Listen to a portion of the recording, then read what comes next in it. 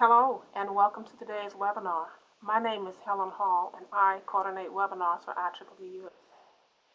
Today's webinar will be recorded and posted to our website in the archives section later in the week.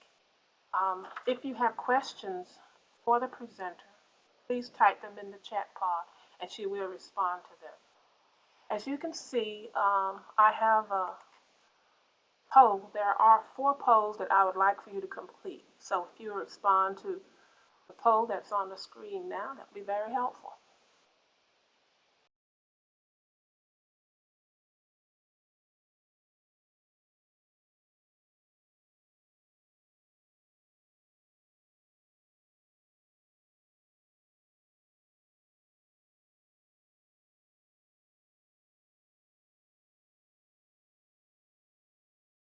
Thank you. We'll move to the next poll.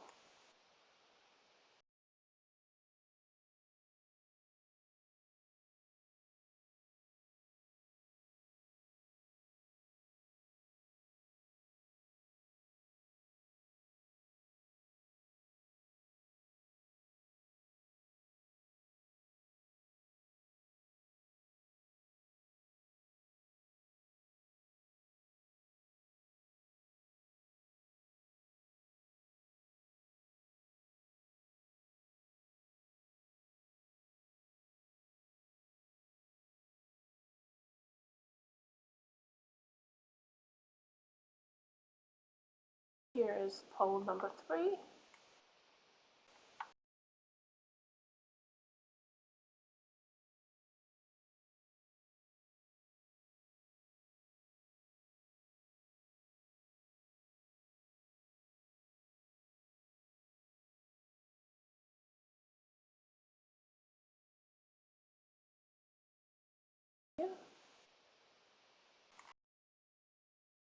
And poll number 4.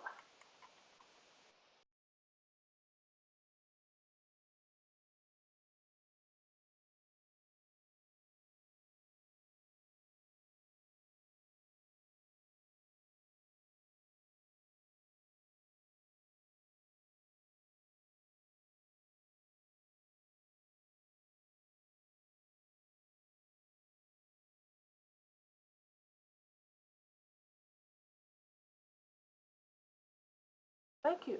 That's the end of our poll. And our presenter today is Karen Oster, and here's Karen. Hi, my name is Karen Oster, patent attorney with about 20 years of experience. I work on all types of technology except for to you a very basic understanding.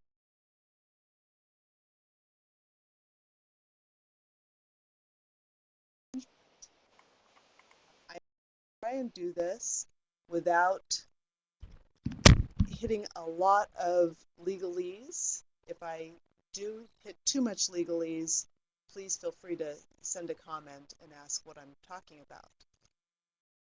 One more question, and you could do this one in your mind, is if you could finish this sentence: if you think that by getting a patent you will become fabulously wealthy, maybe, but probably not. And if you think companies are going to be lining up to buy your patent or sign a license agreement, maybe, but probably not. The third one, C, asks whether or not you believe anybody will be able to copy you. And the answer to that is a little bit tricky and ties into slide 5. And that is, what is a patent supposed to do? And that is, it will give you the right to exclude others from practicing your invention, specifically making, using, offering to sell, selling, or importing your product. The key here is that it gives you the right to exclude others, which means you have to do it. Just by getting a patent doesn't stop other people from copying, although it may be a deterrent. Also, the definition of a patent does not mean that you are given the right to make your patent or to make your invention that you've patented. A key here is, what is an invention? An invention is usually embodied in a product or a process. For the next few slides, I'm going to be using an alarm clock as my invention. And the prior art, which is everything that came before us, although there are some exceptions that I won't go into, is going to be a clock and an alarm. But for purposes of this, we're just going to talk about, we're going to pretend that nobody had ever connected the two. Skip that and talk about, I will be skipping a few slides. They are there because I'm going to be discussing what is on them in relationship to the next slides, and you will have those slides available to you. Claims are what defines the boundaries of what you're attempting to patent. They can be thought of as a sort of definition. Claims have one or more element. For example, in this case, a clock and an alarm are elements of this claim. There are two basic types of claims. The first one's an independent claim, and this is the main type of claim in that they are what everything else is based on. And when I say everything else, I mean the second type of claims, which is dependent claims. If an independent claim is not infringed, then you cannot infringe the dependent claim. So in this particular independent claim, we're talking about the clock, the alarm clock, which is a device for alerting at a predetermined time, and said that patent attorneys love to use the word said. It includes a clock for keeping time and an alarm for alerting and some type of connector there between. The dependent claims that we're going to be looking at all refer to a previous claim. So for example, this claim 2 refers to claim 1, and it would be read as including everything that's in claim 1 plus what's in claim 2. Claim 3 would include everything that's in claim 1 plus everything that's in claim 3. Claim 4 is a little trickier because it includes claim 4, and then it refers to claim 3, which refers back to claim 1. So there's actually 3 sets of requirements in order to infringe this claim, and we will get to infringement. Claims can be described as either broad or narrow. Broad claims generally include less elements. So in this case, going back to our alarm clock, we have 3 basic, we're going to call these broadly elements. This narrow claim to the right is narrower because it includes more elements.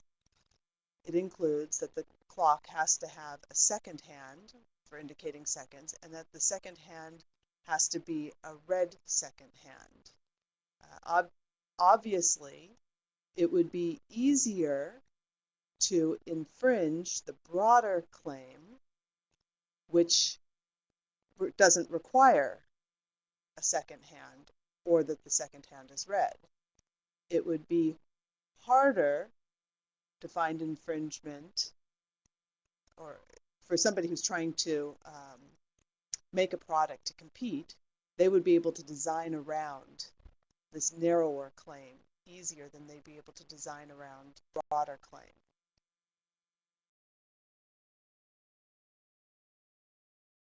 Now I'm going to get into the heart of the matter.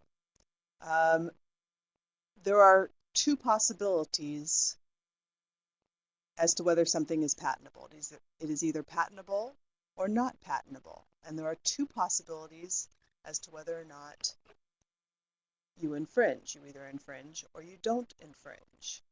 And some people think that if you have a patent, meaning that you're able to get the patent, that you could go out and make your product and you don't have to worry about infringing somebody else's product.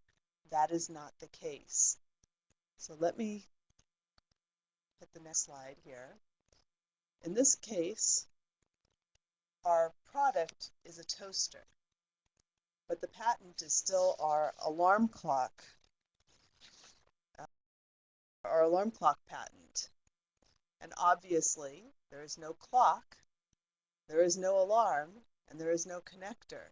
So this product would not infringe the patent, and based on our prior art that we know of, we're going to say that this connector is unique, and therefore it is patentable.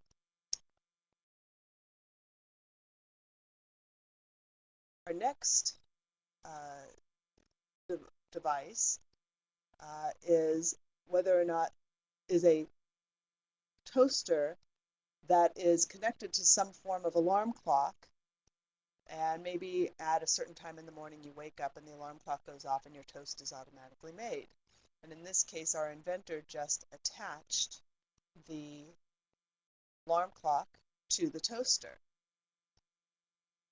The problem here is that there is a clock, there is an alarm, and there is a connector that causes the clock to be triggered at a predetermined time. So this product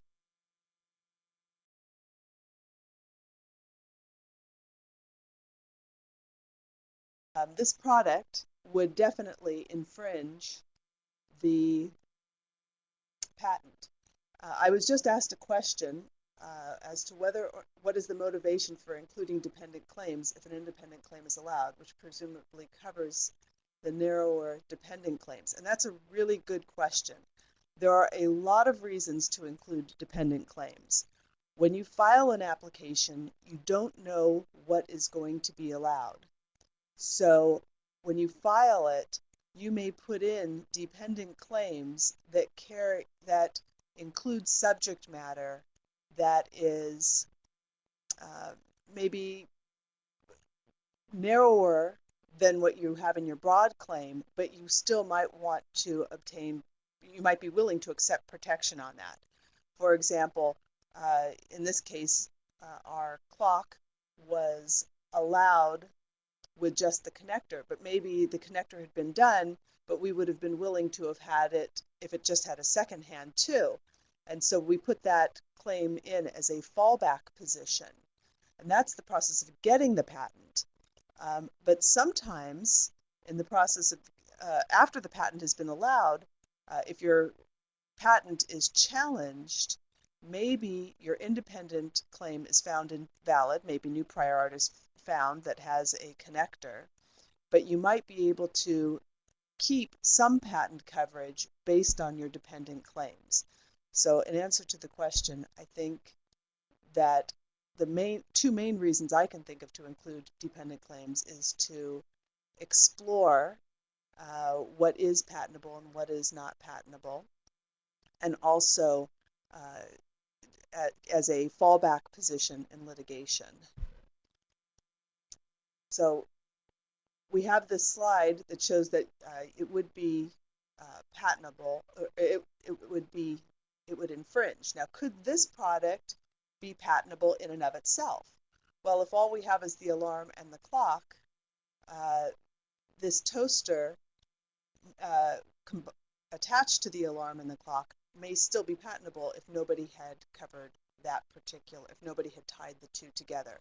And this is a big maybe, because sometimes it's hard to get patents that are combinations, but maybe how they tied it together is unique. This is a very simplified. Here is a third example for a third possibility. In this case, we have an alarm clock as our product, but the patent has a claim that's directed to an alarm clock, but it specifies it has a narrower claim in that the clock has a blue minute hand and a blue hour hand. And clearly ours has a red minute hand and a red hour hand. So if we wanted to put this product out onto the market, we would not infringe this particular claim. On the other hand, if we were trying to get a patent on our new red-handed alarm clock, we may be told that just changing the color is an obvious variation and that we could not get a patent on the alarm clock with red handles if there was an alarm clock with blue handles already out in the market. And by the way, that doesn't have to be a patent. The next possibility is that you may have a product that you want to put out that infringes and is not patentable. And this one is pretty obvious. We've got just an alarm clock, and we've got a broad claim here, and it infringes, and probably it was invented before. And in this case, it probably is not patentable, and it probably does infringe. Brings us to the next question, which is infringement. And there are two sides to infringement. Well, first of all, infringement is when you make, use, offer for sale, sell, or import into the United States. This is all embodied in 37 USC section 271. And you always need to consider two sides of infringement. If you make your product, would you infringe a patent by practicing your invention, or which is producing your product? Or if you get the patent, would others infringe your patent? To attempt to jump into my computer screen,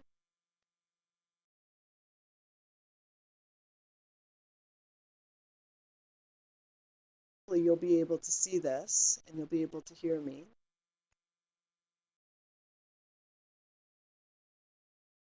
This is a patent that exists on a suspendable magnetic soap holder assembly.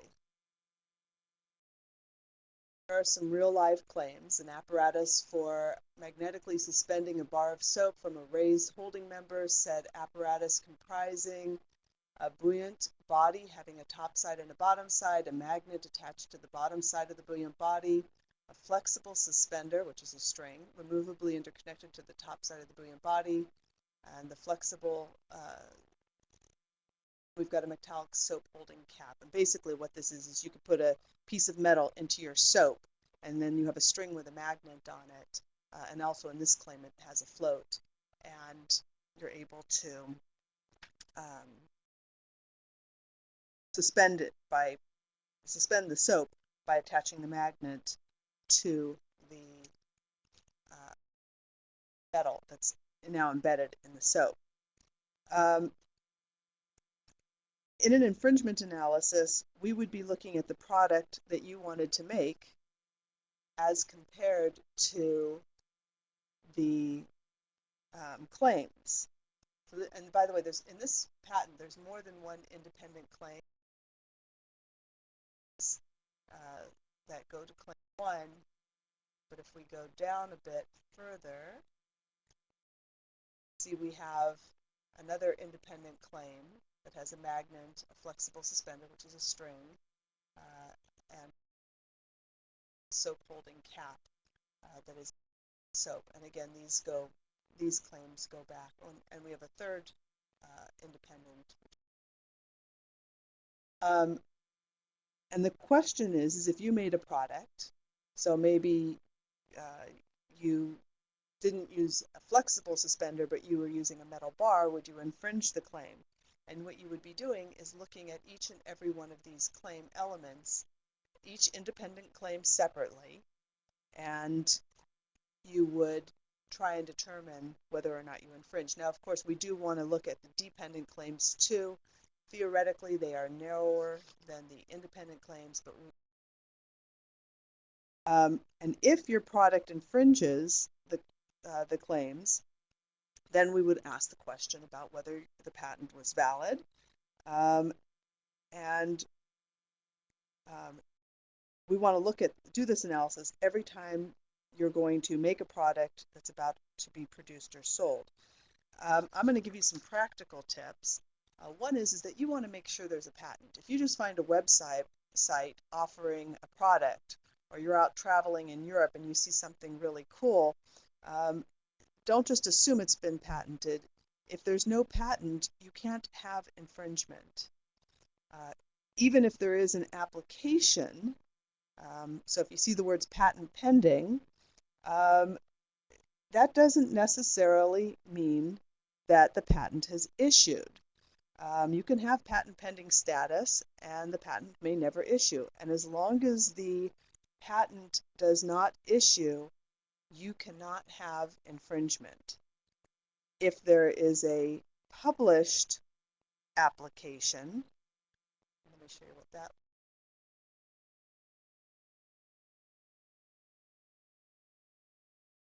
site.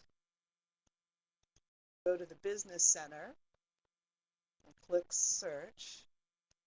There are two sides. The left side takes you to issued patents, and the right side takes you to published applications. And sometimes a published application is issued, and then it would also show up in the patent side. If you have a published application, you get provisional rights, which means that you might be liable for a reasonable royalty under certain circumstances, and that's beyond the scope of what we're going to talk about. But again, until that published application issues as a patent, if it never issues, even if you're sent notice to stop because there's a published application, you cannot infringe until the patent issues. Also, a patent that has expired or has not been maintained cannot be infringed. And this is actually sort of an interesting thing, because a lot of people in the United States, you have to pay for maintenance fees. Find that there's a patent, the first thing I would do is go and take a look and see if the patent has been maintained. And so, going back to our patent,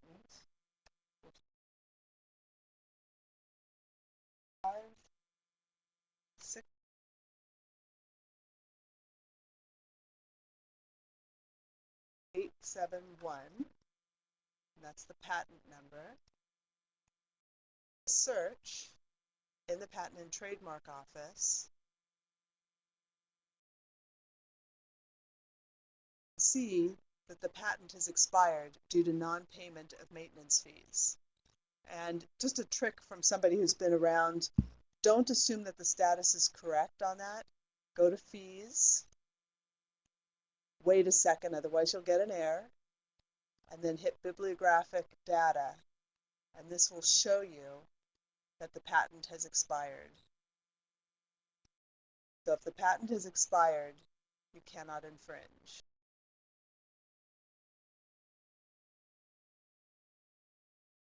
Another question is whether or not the patent is invalid. And there's a bunch of reasons that the patent might be invalid, but one of the easiest ones is if you're making a product that you've been making for 20 years and somebody calls you up and says, you're infringing my patent, and the patent is only a year or two old, either their patent is invalid because yours predated theirs, or um, you're or you don't infringe at all. So simplistically, if you were making your product long before the patent was filed, then you could assume that you're also okay and that you don't infringe. Also, patents may be invalid because there's prior art that was not known about during the process of getting the patent. So you can, if somebody accuses you of infringement, you can go and do a search and find out if there is something that predates where you could get the patent invalidated, or there might have been fraud in obtaining the patent, which is another way. A couple other small points. If you are told that you infringe a Japanese patent and you're making, using, selling, doing everything in the United States, you are not infringing the Japanese patent. Similarly, if you have a US patent and somebody else decides to make, use, sell, does everything in Europe, they are not infringing your patent by their activities outside of the United States. And then just a reminder that just because a product is similar does not mean it infringes. The product must have all the elements set forth in at least one independent claim.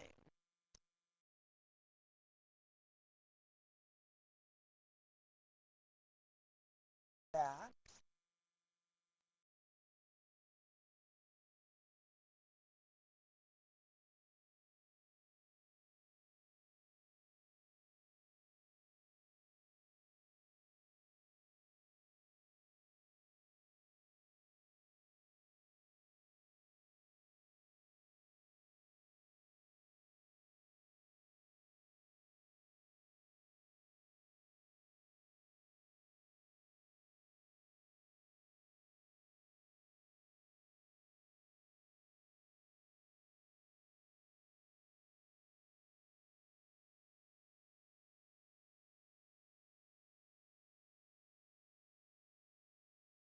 There we go.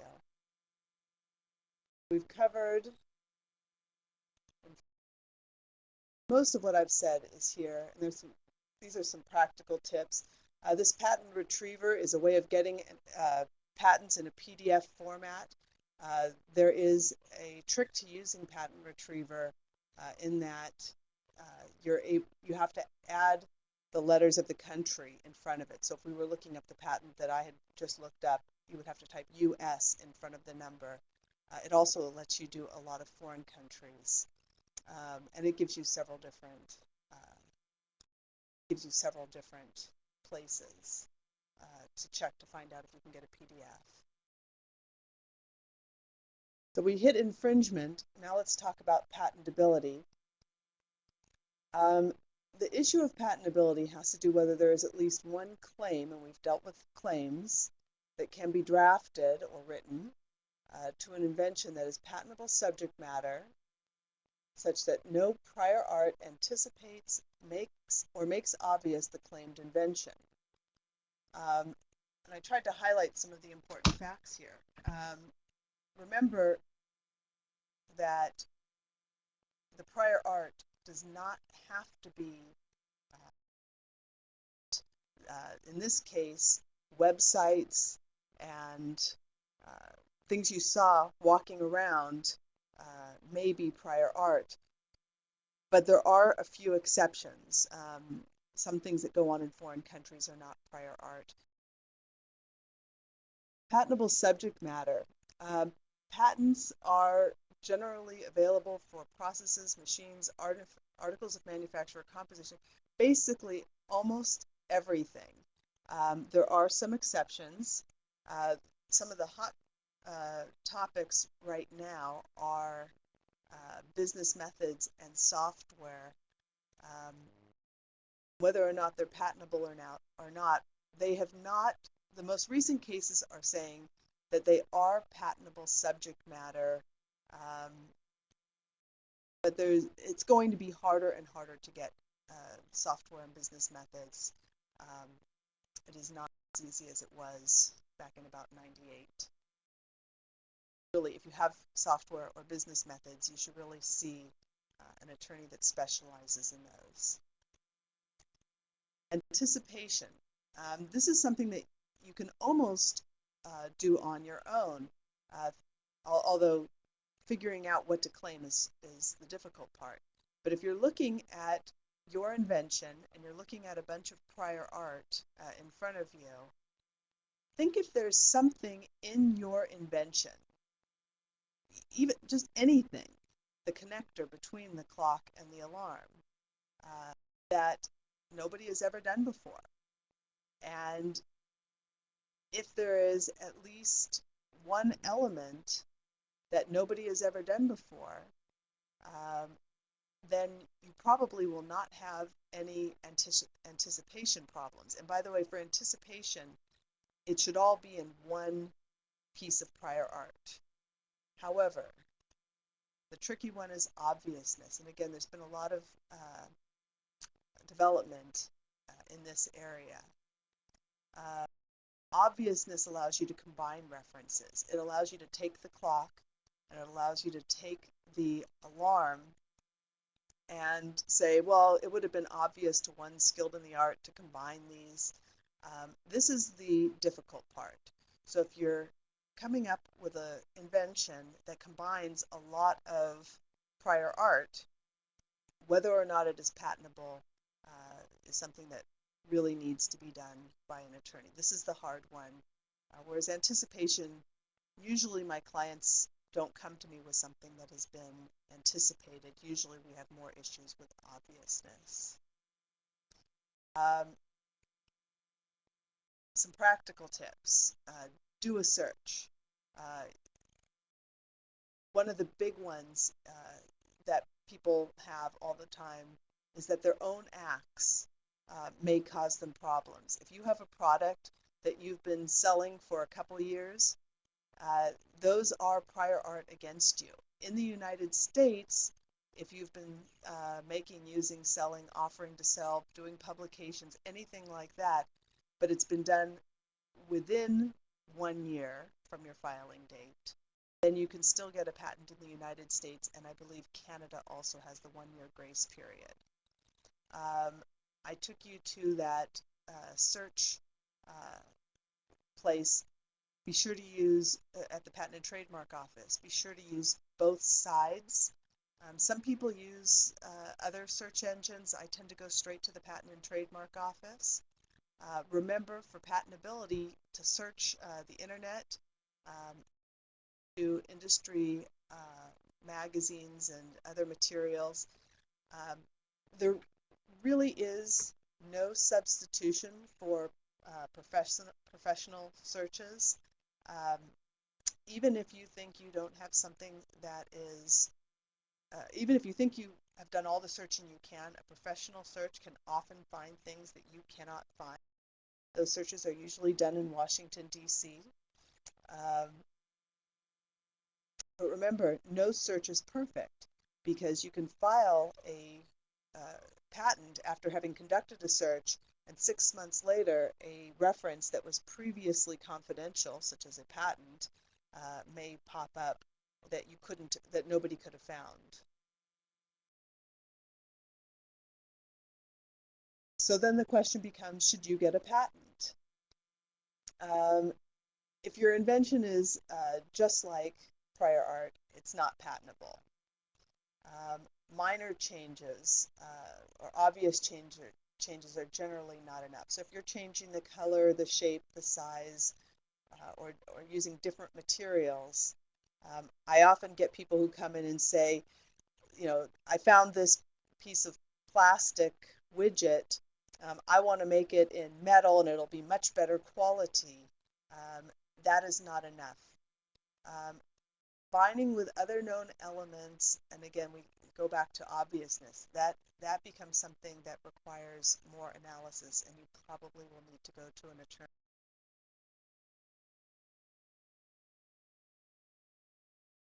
So when you go to that attorney, the question he's going to try and figure out is your invention patentable?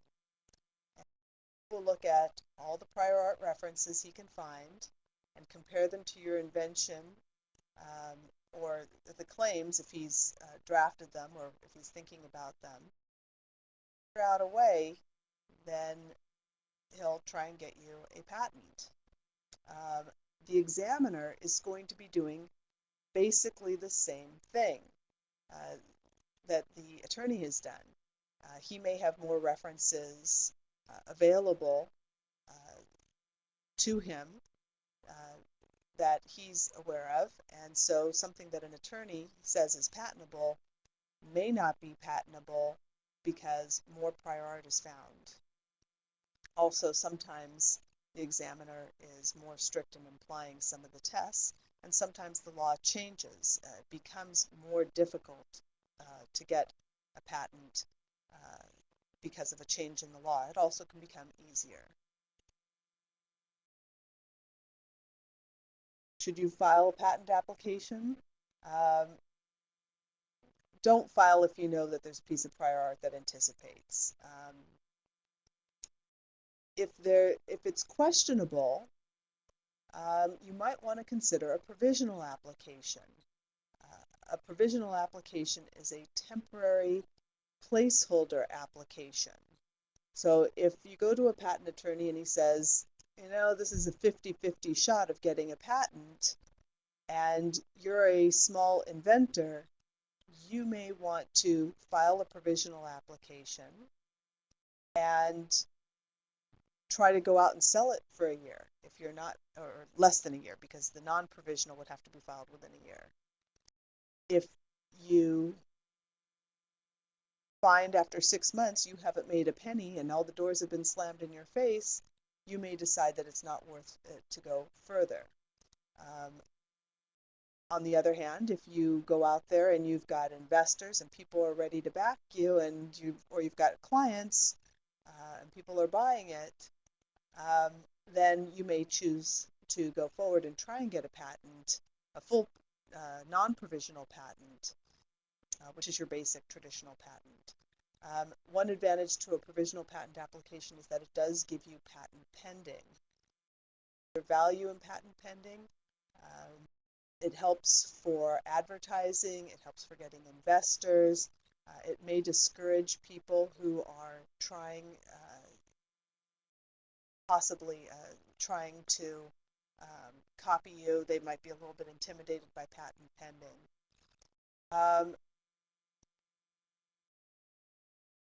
If you have a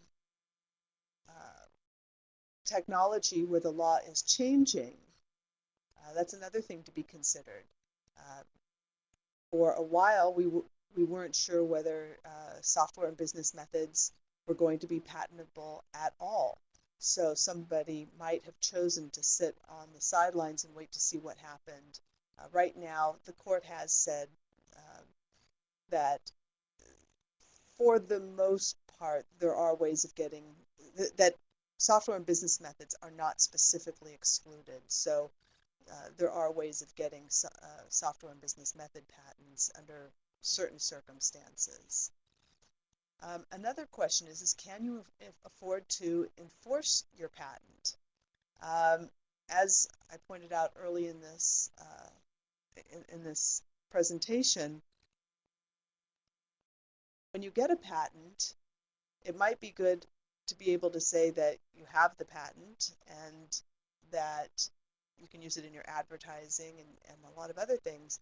But if somebody starts copying you, you're going to have to go out and enforce it. If you can't afford to enforce it, then there may not be as much value in the patent. On the other hand, without the patent, you can't stop people from making, using, selling, or otherwise infringing your patent. Another point here is that the patent is not. Another point is that if the patent is not available, if you don't have a patent, you'll never have anything to sell to perhaps sell your business, because somebody could just say, well, gee, thanks, you have a great product, but I'll just start making it and you can't stop me. And even if I did buy it from you, you wouldn't, other people could copy from me. So the patent can have value even if you can't enforce it. Some practical advice. It's really beyond the scope of this presentation, which was on patentability and infringement. But I always like to point out that patents are not the only form of patent protection. You can often use your patent protection in combination with other forms of intellectual property. Certainly practicing good patent marking is a really good practical step. Use the term patent pending if you have filed a patent application, including provisional patent applications. Properly mark your patents after they've been issued. Don't just leave the patent pending label on there. If you haven't issued, you should put it on there. That helps you with damages. And also remember that you must remove your patent markings if you no longer have a patent pending, or you know expired, or it is not possible for some other reason. And that's actually a federal issue. Contracts. Foreign countries are not held by U.S. Patent protection. So if you're going to make your product overseas and you don't want to spend the money on foreign patent protection, you should be sure that you have really good contracts that are enforceable in foreign countries. Usually in foreign countries, you'll find that the person that's infringing your patent is the person that's working for you.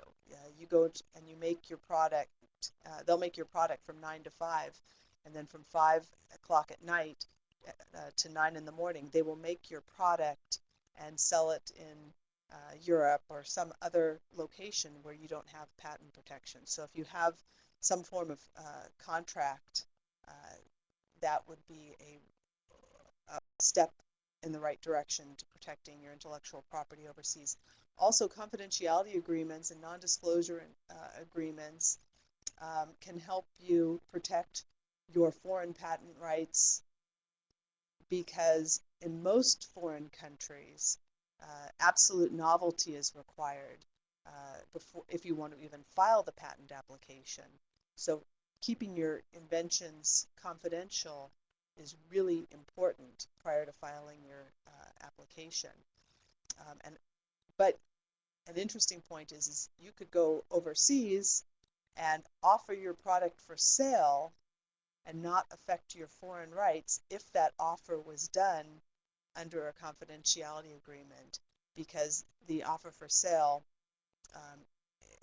isn't one of the triggers for foreign patentability. In the United States, your first offer for sale, after your first offer for sale, you have 1 year to file your patent application. Confidential will protect your rights in foreign countries, at least your right to file a foreign patent application. Trademarks. Certainly a worthwhile thing to do. In the United States, you can put TM on your product without having to do anything other than using your products. So consider using trademarks. Copyrights.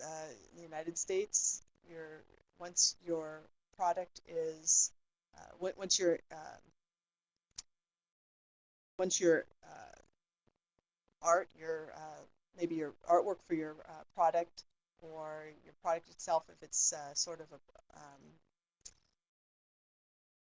it's artistic, if it has any artistic component, once it's fixed in a tangible, or the literature, or the websites, all of that, the code itself, all of that you should be protecting with copyright. It can be used in conjunction with your patent rights. In the United States, you do not have to register, although again, there are advantages for registration. It's expensive. Trade secrets is a completely different possibility. This is where you basically keep everything secret because it can last forever as long as it's kept a secret. And the famous example of this is Coca-Cola. If they had gotten a patent on their formula, then after 20 years, it would have been probably 17 years back then, it was dedicated to the public. But because they chose to keep it as a trade secret, then they're protected as long as nobody could figure it out. For most mechanical, electrical, software inventions, this is not necessarily the best course of action because they are easily reverse engineered. Anybody have any questions?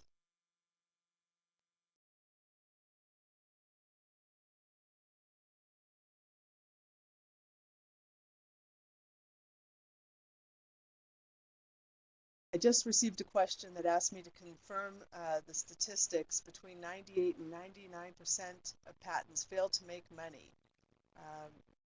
It means generating more than the cost of patenting. I don't know if that's an absolute statistic. I've seen similar statistics. I would say that if you look at sole inventors, meaning one or solo inventors, one or two people, that is probably probably a little bit high, but I wouldn't dispute it because I don't know. I'd say my clients are not quite that high. There are some tests that I usually look at when a client comes in as to whether or not I'm going to even encourage them to file for a patent. One of them is whether or not they're in the industry or not. So if a client comes to me and they sell cars for a living, but they have an invention for an alarm clock, I want to know that they have some contacts in the industry because industries tend not to like people from the outside. Also, I like to know whether or not they can make the product themselves. My larger clients, I of course don't worry about at all, and I think definitely the 98 and 99% is way too high if you include the larger clients. My larger clients, I'd say, make money on 90% of their patents, otherwise they wouldn't pursue them or they wouldn't maintain them. Although some do use them defensively, so I don't know if that's 100% true. But it is something to consider. And then that's another reason to look into provisional applications as being a possibility. They're much less expensive, and they give you an opportunity to go out and see if you can make money. I received another question that says, what is the range of fees charged by the patent office for a patent application? What are the fees to maintain patents? Back to sharing. I show you some really cool things.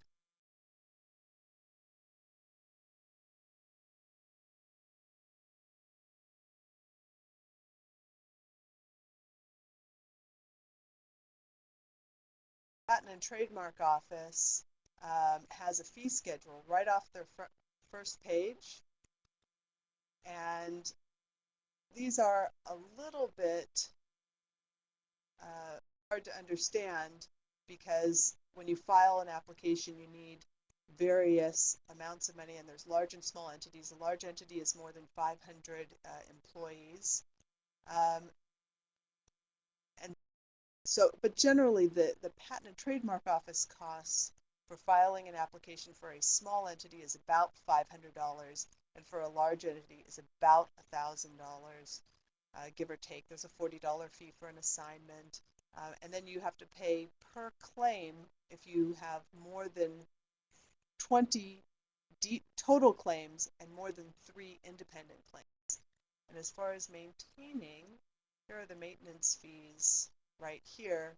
And again, there's the small entity fees and the large entity fees. So after in the United States, you pay your maintenance fees after the first 3.5 years, and then the first 7.5 years, and the first 11.5 years. So about every 4 years after your patent issues. And the maintenance fee, the first maintenance fee is about $500 for a small entity, about $1,000 for a large entity, and the second one goes up, and the third one goes up further. But the fees are here, and they do. Also going to do a bit of shameless self-promotion.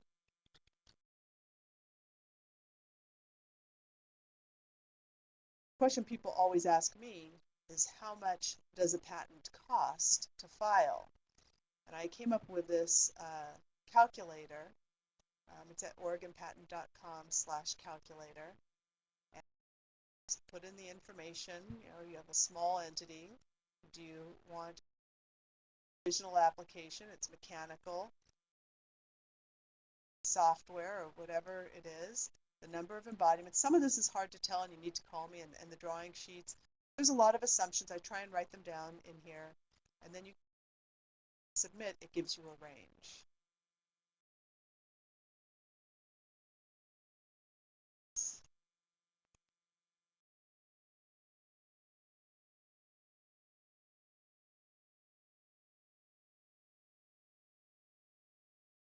Question is, are there any particular cautions or mistakes that can be made in filing a provisional patent application? Yes. Provisional patent applications can be a very, very big trap to the unwary.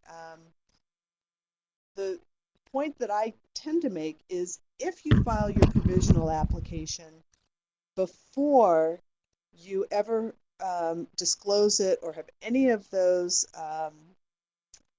problems or anything that would trigger before you put it off, use public use, before you publish anything about it, just keep it confidential. File your provisional application. In a worst case scenario, if you do a terrible job on your provisional application, assuming that you do the mistakes you make are honest mistakes, and that there are problems, but worst case scenario, you can abandon the provisional application and just file a non-provisional application, as long as you file the non-provisional within 1 year of any of those acts. So if you file the provisional application and you 6 months, 8 months later contact a patent attorney, although I'd love to see, I much prefer for a patent attorney to get involved at the provisional stage, but if you did wait, don't wait the full year, because a patent attorney cannot do a search if they want to do a search, and cannot write the application in less than 3 or 4 months if you want a really good job done.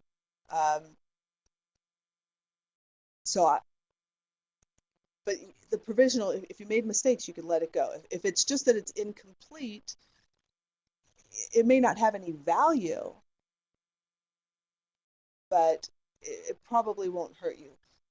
Some big mistakes that I see in provisionals are people who write down, it would have been obvious to add the connector between the clock and the alarm. You don't want to say it's obvious. You want to be arguing that nobody has ever thought of it, nobody ever would think of it except for you. Genius. Or lying is a bad one. Anyway, there's a bunch of. If I am working full time, but in my own time I invent something, can I file a patent for that? That is a contract issue between you and your employer. You need to go take your employment agreement to look at it and see if that's allowed. Totally, that has nothing to do with patent law. And of course, if you've assigned your rights away, then that would contract or employment law. There is a category, a design patent. Is there some specifics to file the design patents? Design patents, when I first started practicing, the only people who did design patents were people who had clearly absolutely the only thing about their invention that was new was what it looked like. And my favorite example was the guy who had the office next door, who did lighting fixtures, and each one of the glass orbs was a different shape. And the guy next door to me, about 50% of his work or more was to do design patents for these glass orbs, and sometimes they look like flowers. And design patents have come a long way. Design patents have a wonderful use. Um, if you have a patent and if you have an idea for an invention and the change, of course, if it's an ornamental change, which is what a design patent is for, uh, if you have the ornamental design, you can protect it. But if you think that the copying is going to be somebody who's going to make an exact copy of your invention, um, then design patents can be great. One of my favorite examples on this is I have a client who did clutch alignment tools. And the design patents that we did, each one, the reason we did design patents was because the original product had been used, and so we couldn't get a patent on the basic concept of a clutch alignment tool. But you would have people who were taking his invention and taking it out of the country, and they would make an exact copy, even leaving his patent numbers on the products, and bringing it over here and selling it at a fraction of the price. So what my client did was we came up with a new handle for it, and regardless of what the bottom part of it looked like, the functional part looked like, all of our clutch alignment tools had these lovely handles. And when they made copies, they were copying the handles too. And design patents are much less expensive to obtain, and they are issuing really fast, sometimes under a year. And my guy was able to take his issued design patents and stop the copies coming into the United States, based purely on the design patent, but they were exact copies. But design patents are now a very sound strategy under the right circumstances. And those circumstances are usually that there's some functional element that is ornamental. And copyright is, if it's a non-functional element, then you would probably use copyright. But if it is the functional element, like the handle or something that actually is functional, sound strategy. That's the end of the questions that I have here.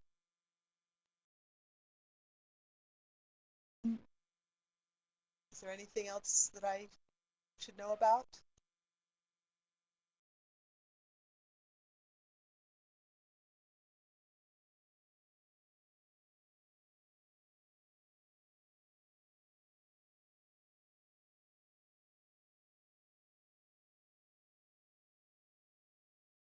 I just got another question asking if I knew of any engineering schools that include patent basics in the curriculum. No, I don't. I'm not recommending it, but there are lots of books out there. I have a shelf of books collected over the years that are certainly worthwhile reading. Do remember that the laws do change to some extent. So even what you read from a year or two ago may not be 100% accurate.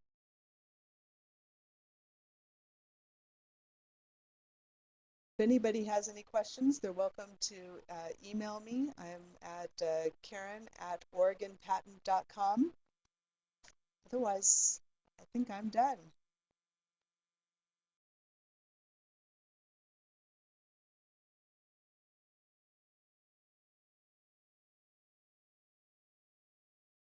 Yes, thank you, Karen, and thank you, participants.